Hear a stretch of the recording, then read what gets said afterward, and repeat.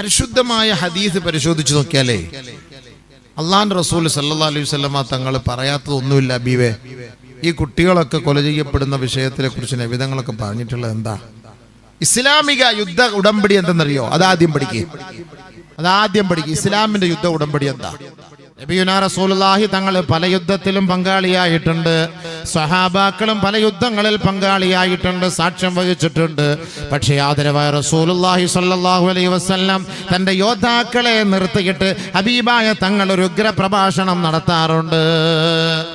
لا تقتلوا شيخا ولا امرأة ولا صبيا. സ്വഹാബത്തെ നമ്മുടെ ശത്രുക്കൾ ആരുമാകട്ടെ, ജൂതരാകട്ടെ, നസ്രാണികളാകട്ടെ, മുശ്രിക്കീങ്ങളാകട്ടെ, fascist, Nazist, ദുർഭൂത, ദുർഗുണ, സവർണ, സവർഗ, പ്രതിലോമ, പിന്തിരിപ്പൻ ശക്തികൾ ആരുമായാലും ലാ തഖ്തുലൂ ശൈഖൻ വലംറഅതൻ വലാ സബിയാ. അവരുടെ വൃദ്ധന്മാരെയോ വൃദ്ധകളെയോ പെൺമക്കളെയോ പെണ്ണുങ്ങളെയോ സ്ത്രീകളെയോ കുഞ്ഞുമക്കളെയോ നിങ്ങൾ കൊന്നുപോകരുത് കേട്ടോ. നബിയുനാ റസൂലുള്ളാഹി. ഇസ്ലാമിന്റെ യുദ്ധ ഉടമ്പടി ഇതാണ്.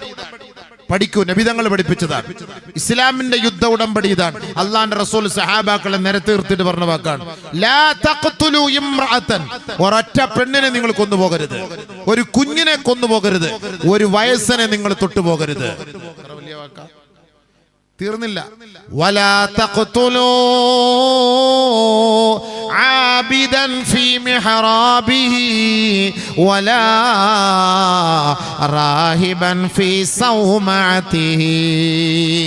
പള്ളിയിൽ ആരാധിക്കുന്ന ഒരു ദാസനെ നിങ്ങൾ കൊല്ലരുത് കേട്ടോ. യൂദന്മാരുടെയോ യഹൂദന്മാരുടെയോ നസറാണികളുടെയോ ആരാധനാലയങ്ങളിൽ ആരാധിക്കുന്ന ഒരു പുരോഹിതനെയും നിങ്ങൾ വധിക്കരുത് കേട്ടോ. നബിയുനാ റസൂലുള്ളാഹി.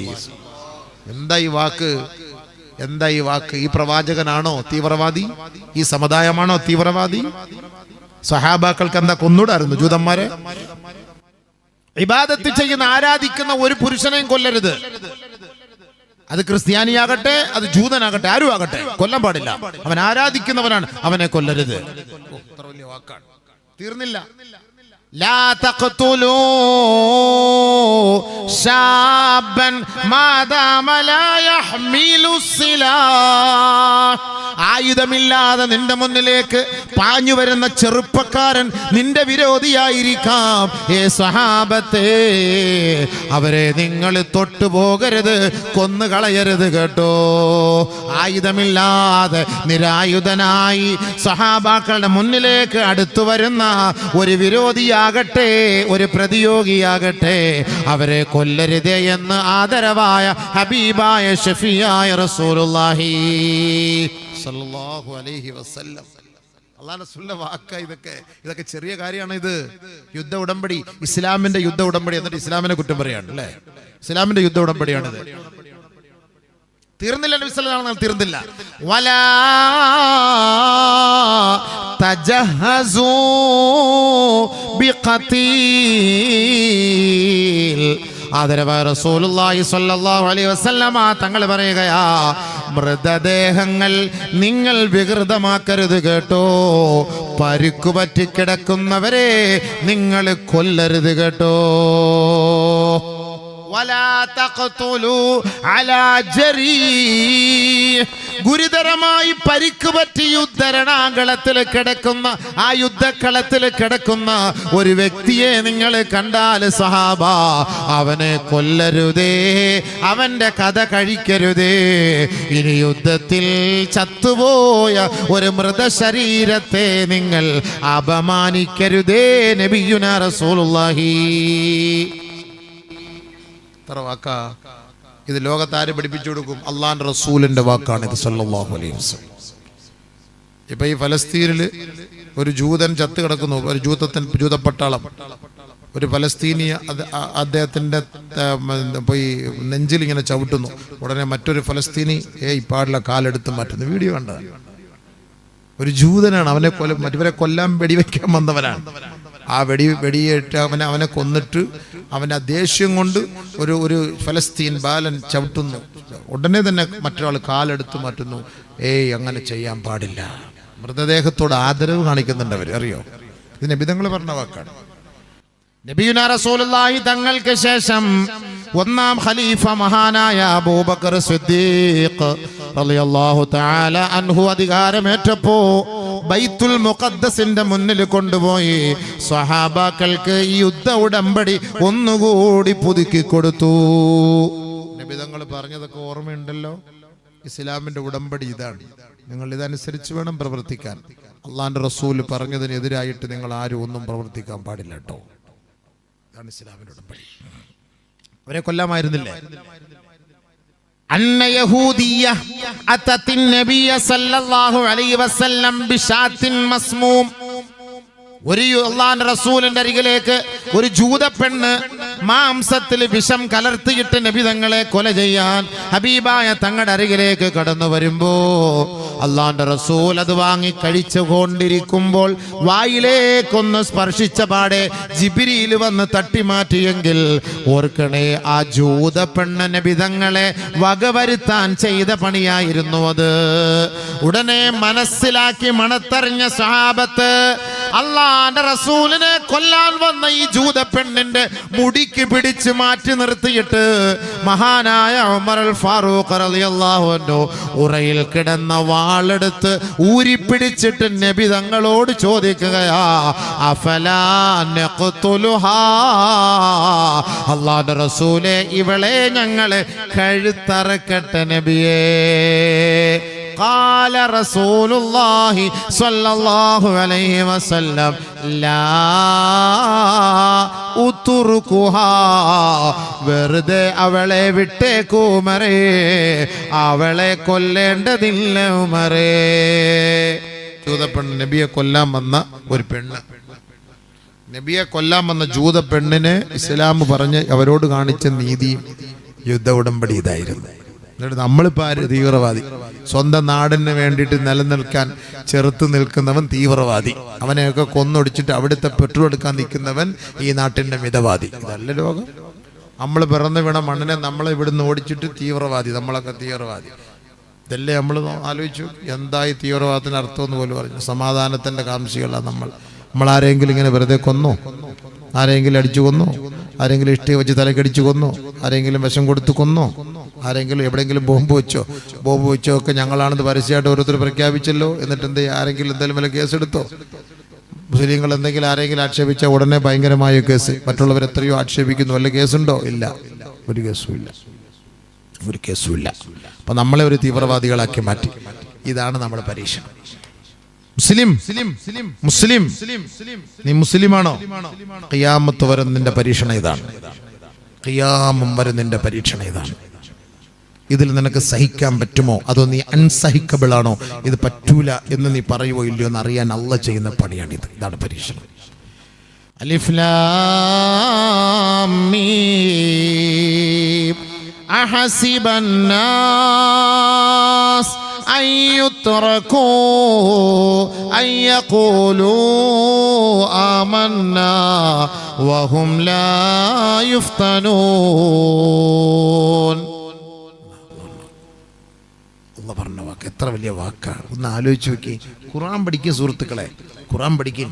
നമുക്ക് ഇതിനൊക്കെ പരിഹാരം ഉണ്ടാവും. എല്ലാത്തിനും ഈ യുദ്ധത്തിനെ കുറിച്ചോ അല്ലെങ്കിൽ ഫലസ്തീനെ കുറിച്ചോ അല്ലെങ്കിൽ ഇസ്രായേലിനെ കുറിച്ചോ ഒന്നും MPയോ MLA യോ വാർഡ് മെമ്പറോ ഒന്നും അല്ല സംസാരിക്കണം. അവർക്കൊന്നും ഒന്നും അറിഞ്ഞൂടാ. അവർക്കൊക്കെ എന്താ പറയുക? അവർക്ക് ഇങ്ങനെ നമ്മൾ ഐക്യദാർഢ്യം പ്രഖ്യാപിച്ചു, അവരങ്ങനെയാണ് ഇവരാണ് കാണിക്കുന്നത്, ശരിയല്ല, ഈ കുഞ്ഞുങ്ങളെ കൊല്ലണം, ഇതൊക്കെ അവർക്കറിയോ? യഥാർത്ഥ ചരിത്രം അറിയോ? അത് ഖുർആൻ പഠിക്കണോ? ഖുർആനിലേക്ക് വാ. അവിടെ നടക്കുന്ന സംഭവം ഖുർആനിലുണ്ട്, ഞാൻ പറഞ്ഞുതരാം. ഖുർആനിലുണ്ടല്ലോ, ഹദീസിലുണ്ടല്ലോ. അപ്പൊ നമ്മളെ MB എടുത്ത് വന്നിട്ട് ഇപ്പം ഹദീസ് പഠിക്കുക ഹബീബെ എന്ന് പറയാൻ പറ്റുമോ? അല്ലെ ഖുർആന്റെ 2 ആയത്തോത് ഹബീബെ എന്ന് പറയാൻ പറ്റുമോ? ഖുർആനിലുണ്ടല്ലോ സംഭവം. ഖുർആൻ പഠിച്ച പണ്ഡിതന്മാരാണ് ഫലസ്തീൻ എന്താന്ന് പറയേണ്ടത്, ഫലസ്തീനെ കുറിച്ച് പറയേണ്ടത് ഖുർആൻ പഠിച്ച പണ്ഡിതന്മാരാണ്. അല്ലാതെ ഫലസ്തീനെ കുറിച്ച് ആർക്കറിയാം?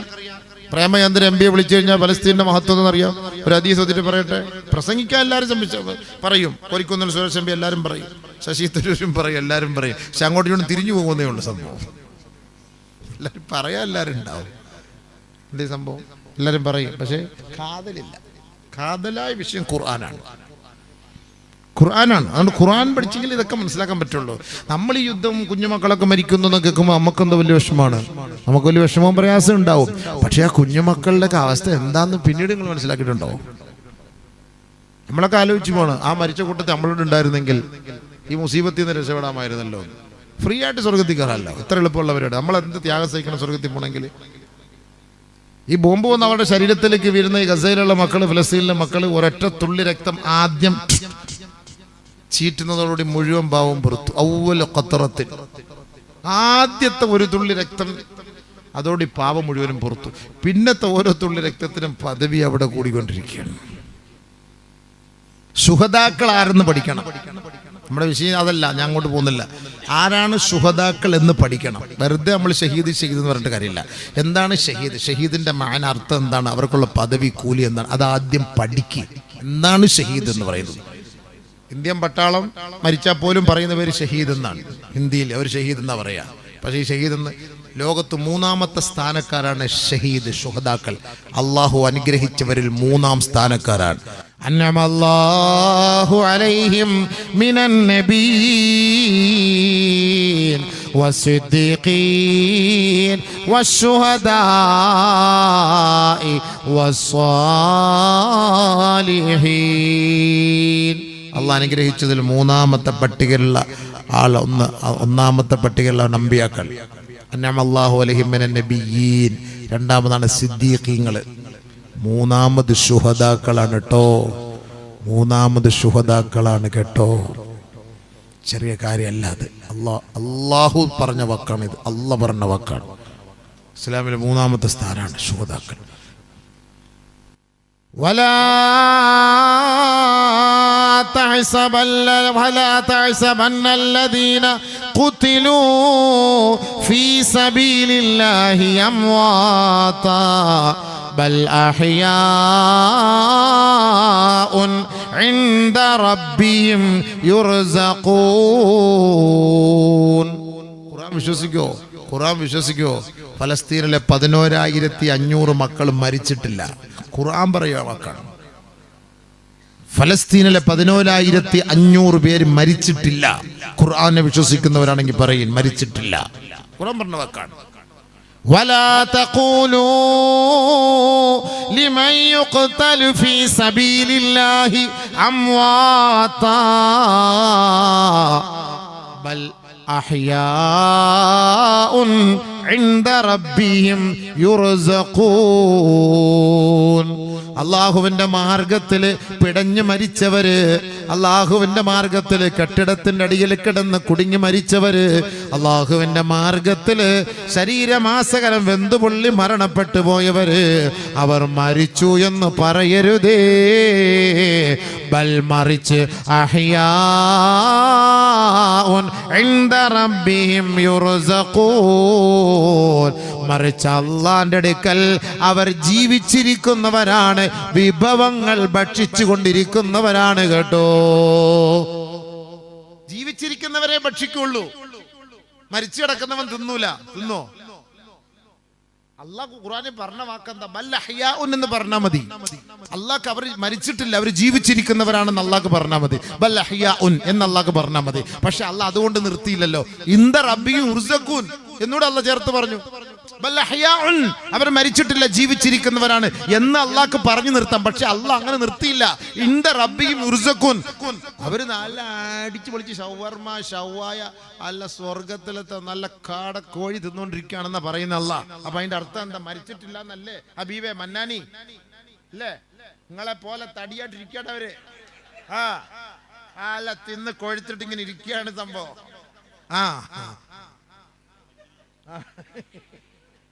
മനസ്സിലായില്ലേ? ഇതേപോലെയാണ് ഉഷാറാവണമെന്നാണ്. അള്ളാഹു ഇദ്ദേഹത്തിന്റെ വണ്ണം കുറച്ച് കൊടുക്കട്ടെ. ഇത്ര ദുആ റബ്ബേ. നാളെ എങ്ങാണ് നിങ്ങൾ സ്ലിം ആയാൽ രക്ഷപ്പെട്ടില്ലേ? അൽഹംദുലില്ലാ, രക്ഷപ്പെട്ടില്ലേ? ആളെ സ്ലിം ആയി പോയാല് നബിയുനാ റസൂലുള്ളാഹി തങ്ങൾ പറഞ്ഞില്ലേ, അൽ മഹ്ദിയു മിന്നീ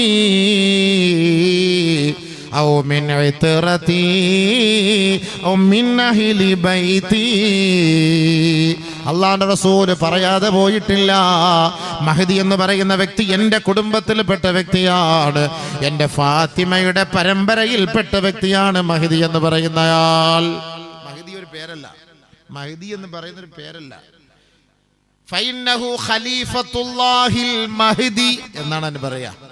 അലൈക്കും ബിസുന്നതി വസുന്നതി ഖുലഫായിർ റാഷിദീൻ അൽ മഹ്ദീൻ. നേർവഴി കാട്ടിത്തരുന്ന ആളാണ്, സത്യത്തിന്റെ വഴിത്താരയിലൂടെ കൈക്ക് പിടിച്ചു കൊണ്ടുപോകുന്ന വ്യക്തിയാണ്. അങ്ങനെയുള്ളവരെ നിങ്ങൾ പിൻപറ്റണേ, അതെന്റെ സഹാബാക്കളാണ്, എൻ്റെ സഹാബാക്കളാണെന്ന് ഹബീബായ തങ്ങൾ പറഞ്ഞെങ്കിൽ അങ്ങനെ വഴികാട്ടിയാണ് ഈ മഹ്ദി എന്ന് പറയുന്ന ഒരു വ്യക്തി. അജ്ലൽ ജബ്ഹതി വഅഖ്നൽ അൻഫി, അദ്ദേഹത്തിന്റെ നെറ്റിത്തടം വിശാലമായതാ, കേവലം ഒരു നീളമുള്ള മൂക്കുള്ള മനുഷ്യനാണ് കേട്ടോ. എന്റെ കുടുംബത്തിൽ നിന്നാണ് അദ്ദേഹം ജനിക്കുന്നത്. യുവാതിഉ ഇസ്മുഹു ഇസ്മി വസ്മു അബി, എന്റെ പേരിനോടും എൻ്റെ പിതാവിൻ്റെ പേരിനോടും അദ്ദേഹത്തിന്റെ പേരിന് സാദൃശ്യമുണ്ട് കേട്ടോ. എന്താണ് ആ പേരെന്നറിയോ? അദ്ദേഹത്തിന്റെ പേര് മുഹമ്മദ് ഇബ്നു അബ്ദില്ലാഹിൽ ഫാത്തിമിൽ അലവിയിൽ ഹസനി റളിയല്ലാഹു അൻഹു. അതാണ് മഹ്ദി ഇമാമിന്റെ പേര്. എന്താ പേര്? മുഹമ്മദ് ഇബ്നു അലവിയിൽ ഫാത്തിമിയിൽ ഹസനി. ഇതാണ് മഹ്ദി ഇമാമിന്റെ പേര്. മഹ്ദി മഹ്ദി എന്നുള്ള പേരല്ല, അതൊരു വഴികാട്ടിയാണെന്നാണ് അതിന്റെ അർത്ഥം. മഹ്ദി ഇമാമാണ് ഡമാസ്കസിലെ ജാമിയ മസ്ജിദുൽ അസറിന്റെ സമയത്താണ് ഇമാമത്ത് നിൽക്കുമ്പോഴാണ് ബഹുമാനപ്പെട്ട ഈസ നബി അലൈഹിസ്സലാത്തു വസ്സലാമിനെ ജിബ്രീൽ അലൈഹിസ്സലാത്തു വസ്സലാം ആ മിനാരത്തിന്റെ മുകളിൽ കൊണ്ടെത്തിക്കുന്നത്. ആ ചിറകിൽ കയറി മിനാരത്തിന്റെ മുകളിലേക്ക് വരുമ്പോ അവിടെ ഒരു കോണി സ്ഥാപിച്ചിട്ടുണ്ട്, ഇപ്പോഴും അത് സ്ഥാപിച്ചിട്ടുണ്ടെന്നാണ് പറയപ്പെടുന്നത്. അതിലൂടെ മഹാനായ ഈസ നബി അലൈഹിസ്സലാത്തു വസ്സലാം താഴേക്ക് ഇറങ്ങി വരുമത്രേ. ആ സമയത്ത് അസറിന് ഇഖാമത്ത് കൊടുക്കപ്പെട്ടിരിക്കുന്ന സമയം ഈസ നബി അലൈഹിസ്സലാത്തു വസ്സലാം ഇറങ്ങി വരുമ്പോ ഇമാം മഹ്ദി പറയുകയാണ്, അങ്ങ് ഇമാമ് നിൽക്കണേ, അങ്ങ് ഇമാമത്തിന് നേതൃത്വം വഹിക്കണേ. ഈസ നബി അലൈഹിസ്സലാത്തു വസ്സലാം പറയും, ഇല്ല ഇല്ല, ഒരിക്കലും ഞാൻ ഇമാമത്ത് നിൽക്കുകയില്ല. ഈ ശരീഅത്ത് പ്രവാചകന്റെ ശരീഅത്താണ്. ഈസാ നബി ഒരു പ്രവാചകനാണ്. ആദരവായ റസൂലുള്ളാഹി സ്വല്ലല്ലാഹു അലൈഹി വസല്ലമ തങ്ങൾ ഈ ലോകത്ത് വന്നതോടുകൂടി ഈ പ്രവാചകന്റെ ഈ ശരീഅത്തോടുകൂടി അവസാനിക്കുകയാണ്. ഇനിയൊരു പുതിയ ശരീഅത്തിന് ഉടലെടുക്കുകയില്ല, തുടക്കം കുറിക്കപ്പെടുകയില്ല. മഹാനായ ഈസ നബി വന്നാലും അത് മുഹമ്മദ് നബി തങ്ങളുടെ ശരീഅത്തിനെ പിൻപറ്റിയേ മതിയാവൂ. അതുകൊണ്ട് ഈസ നബി അലൈഹിസ്സലാത്തു വസ്സലാം ഇമാം മഹ്ദിയോട് പറയുകയാ, നിങ്ങൾ അങ്ങ് ഇമാമത്ത് നിൽക്കണേ, ഞാൻ അങ്ങയുടെ പുറകിൽ നിന്ന് നമസ്കരിച്ചു കൊള്ളാം. വയുസല്ലി ഖൽഫൽ മഹ്ദി, മഹ്ദി ഇമാമിന്റെ പുറകിൽ നിന്ന് മഹാനായ ഈസ നബി അലൈഹിസ്സലാത്തു വസ്സലാം നമസ്കരിക്കും. അവിടെ വെച്ചാണ് അധികാരം കൈമാറുന്നത്. പിടിച്ചോ. ഈസ നബി അലൈഹിസ്സലാത്തു വസ്സലാമിന് വരുമ്പോൾ 7 വർഷം ഈ ദുനിയാവിൽ താമസിക്കുമ്പോൾ അവർക്ക് ജീവിക്കാൻ അവർക്കുള്ള സംവിധാനങ്ങൾ വഴി ഒരുക്കാനാണ് മഹ്ദി ഇമാം വരുന്നത്. 5 വർഷമെന്നും 7 വർഷമെന്നും 9 വർഷമെന്നുണ്ട്. ഇവിടെ ജീവിക്കും ദുനിയാവിൽ, നമ്മൾ വഴി ഒരുക്കി കൊടുക്കും. ഈസ നബി അലൈഹിസ്സലാത്തു വസ്സലാമാണ് ദജ്ജാലിനെ കൊല്ലുന്നത്. ദജ്ജാലിനെ ഒക്കെ നമ്മൾ ചർച്ച ചെയ്യണം. ആർക്കിപ്പോ ദജ്ജാലിനെ ചർച്ച ചെയ്യുന്നുണ്ട്? ഇത് ഖിയാമത്ത് നാളിൽ അടയാളത്തിൽ വരുന്ന സംഭവങ്ങളാണ്. ഇതൊക്കെ ദജ്ജാലിനെ നമ്മൾ ചർച്ച ചെയ്യണം, ആരും ചർച്ച ചെയ്യാറില്ല. അതുകൊണ്ടാണ് നിസ്കാരത്തില് മസീഹ് ദജ്ജാൽ, അല്ലാഹുമ്മ ഇന്നി അഊദു ബിക മിൻ അദാബിൽ ഖബ്രി വമിൻ അദാബിൻ നാരി വമിൻ ഫിത്നത്തിൽ മഹ്യാ വൽ മമാത് വമിൻ ഫിത്നത്തിൽ മസീഹ് ദജ്ജാൽ. മസീഹ് ദജ്ജാലിന്റെ ഫിത്നയിൽ നിന്ന് ഞാൻ അല്ലാഹുവേ നിന്നോട് കാവൽ തേടുന്നു. എന്തിനാ അത് കാവൽ തേടുന്നറിയോ? നിസ്കാരത്തിൽ എന്തിനാ കാവൽ തേടുന്നറിയോ? അതാണ് ഇസ്ലാമിന്റെ വേഷം ധരിച്ചിട്ട് മുനാഫിഖീങ്ങളായ മുനാഫിഖത്തുകളായ ആണും പെണ്ണുങ്ങളും ഈ ദുനിയാവിൽ കോലം കെട്ടി ജീവിക്കുന്ന ഒരു കാലം വരുമെന്ന് ഹബീബായ തങ്ങൾ പറഞ്ഞുവെങ്കിൽ ആ മുനാഫിഖീങ്ങളായ കാപഢ്യത്തിന്റെ വേഷത്തിന്റെ ഉടമകളായ നാമധാരികളായ മുസ്ലിം സമുദായമുണ്ടല്ലോ, ദജ്ജാലിന്റെ വരവോടുകൂടി അവർ മദീനയിലേക്ക് ഒളിച്ചു നിൽക്കുമത്രേ. മദീനയിലേക്ക് അവർ കയറും, മദീനയിലേക്ക് ചാടിക്കയറും ഒളിച്ച്. കാരണം എന്താ? ദജ്ജാൽ 3 സ്ഥലത്ത് വരൂല. മക്കയിലും മദീനയിലും ബൈത്തുൽ മുഖദ്ദസിലും ദജ്ജാൽ വരൂല. അപ്പൊ ദജ്ജാലിന്റെ പിടുത്തത്തിൽ നിന്ന് രക്ഷപ്പെടാൻ വേണ്ടി മുനാഫിഖീങ്ങളായ മുസ്ലിമീങ്ങൾ പലസ്തീനിന് വേണ്ടി കണ്ണുനീരൊരുക്കും. ജീവിതത്തെ സംസ്കരിച്ചിട്ടില്ല, ജമാഅത്ത് നിസ്കാരത്തിൽ പങ്കെടുക്കൂല, ഫർള് നിസ്കരിക്കൂല, ഖുർആൻ ഓതിട്ടില്ല. ഫലസ്തീന് വേണ്ടി ഐക്യദാർഢ്യയുടെ മസിൽ പവർ കാണിക്കലാണ്. ഫലസ്തീന് വേണ്ടി ഐക്യദാർഢ്യം ഇവന്റെ പറച്ചിൽ കിട്ടുക. ഇപ്പൊ ഇവൻ പോയി അമ്മാസിന്റെ കൂട്ടത്തിൽ അവിടെ ചേരുന്ന ഒരു മട്ടിലാണ് ഇവന്റെ ആ ഇൻഗുലാബ് വിളി കണ്ടാല് എന്തായാലും ചെയ്യാൻ പറ്റും നമുക്ക്. ശരി, ഇനിയിപ്പോ നമ്മുടെ ഗവൺമെന്റ് ഒരു തീരുമാനം എടുക്കുന്ന ചൊല്ലി, ഡേയ് ഹമാസിന് വേണ്ടി പോകാൻ ആളുകളെ ക്ഷണിക്കുന്നു പറഞ്ഞാൽ ഈ പറയുന്നവരെല്ലാം പോവോ? അങ്ങനെ എങ്ങാണ് ഒരു റിപ്പോർട്ട് വന്നാൽ പോവോ സുഹൃത്തുക്കളെ? ഇവിടെ കിടന്ന് നമ്മൾ ഇൻകുലാബ് സിന്ദാബൊക്കെ വിളിക്കും, അതൊക്കെ വിളിക്കാനൊന്നും ഒരു കുറവില്ല, അതൊക്കെ ഒക്കെ വിളിക്കും. അപ്പൊ കേവലം ഈ വേഷം ധരിച്ചിട്ട് മുനാഫിഖീങ്ങളായിട്ട് കഴിയുന്ന മുസ്ലിമുകളുണ്ടല്ലോ, മുനാഫിഖീങ്ങൾ എന്നാണ് അവരെ പറയപ്പെടുക. മുനാഫിഖീങ്ങൾ ഇസ്ലാമിന്റെ വേഷം ധരിച്ചിട്ട്, ഇതൊക്കെ ഇപ്പൊ നമ്മൾ ആരൊക്കെയാന്നൊക്കെ തെളിവടക്കം പറയാം, പക്ഷെ ലൈവില് പറയാൻ പറ്റൂല. എന്ത് ചെയ്യാൻ പറ്റും? കുറെ കാര്യങ്ങൾ നമ്മൾ തിരിച്ചറിയണ്ടേ. അപ്പൊ മുനാഫിഖീങ്ങളും മുനാഫിഖത്തുകളുമായ ആണും പെണ്ണുങ്ങളും മദീനയിലേക്ക് അവര് പോയി ഒളിച്ചിരിക്കും. മദീന ഇത്ര നാളും അള്ളായെ പൊട്ടനാക്കിയിട്ട് ചാവാറായപ്പം ഫിത്നയും ഫസാദും വന്നപ്പം ദജ്ജാലിന്റെ വരവ് കണ്ടപ്പം നീ ആ ദജ്ജാലിനെ പിടിച്ചിട്ട് നിന്നെ പിടിക്കൂലെന്നും കരുതിയിട്ട് മദീനയിൽ ഇപ്പൊ നീ ഒളിച്ചിരിക്കാൻ പോകുന്നില്ലേ? അള്ള പൊട്ടൻ ഫൈനഹാ ترجف بأهلها أي إن المدينة ترجف بأهلها 3 رجفات فيخرج منها إلى كل منافق ومنافقة إليه أي إلى الدجال. മദീനയിലേക്ക് ഒളിച്ചിരിക്കുന്ന ഓരോ കാപഢ്യത്തിന്റെ ഉടമകളായ നാമധാരികളായ മുസ്ലിം സഹോദരങ്ങളെ കൊണ്ട് മദീന കിടുകിട വിറയ്ക്കുകയാണ്. ഫൈന്നഹാ തർജുഫു ബിഅഹ്ലിഹാ 3 റജഫാത്ത്. 3 പ്രാവശ്യം മദീന കുലുങ്ങുമത്രേ. 3 പ്രാവശ്യം കുലുക്കും. ഭൂകമ്പം കുലുക്കല്ല. ഈ മുനാഫിഖീങ്ങൾ അപ്പോൾ പേടിക്കും. ഒളിച്ചിരിക്കുന്ന മുനാഫിഖീങ്ങൾ അവിടെ നിന്ന് പുറപ്പെടും.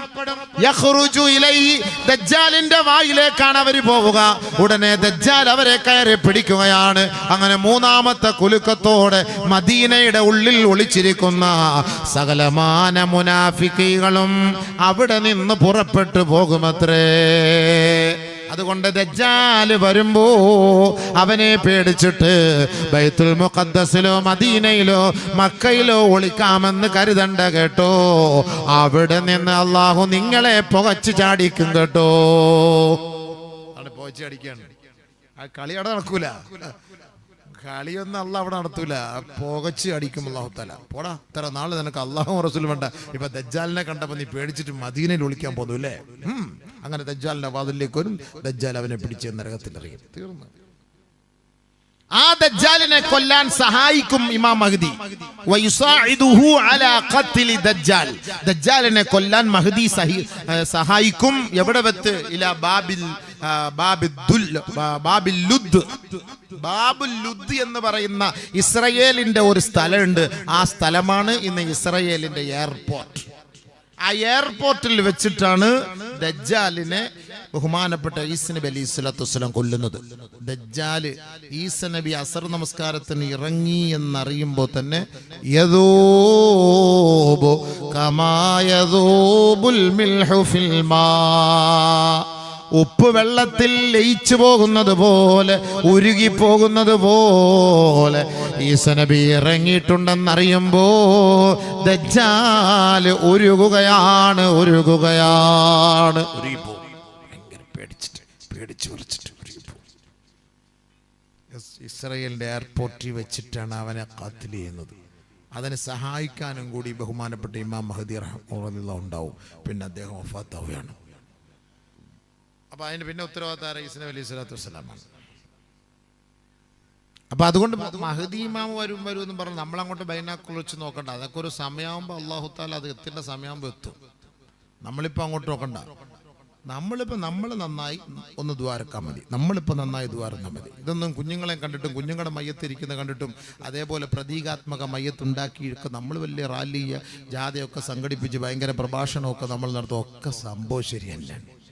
ഇതൊക്കെ സംഭവം ശരി തന്നെയാണ്. വല്ല ഫായിദ ഉണ്ടാ?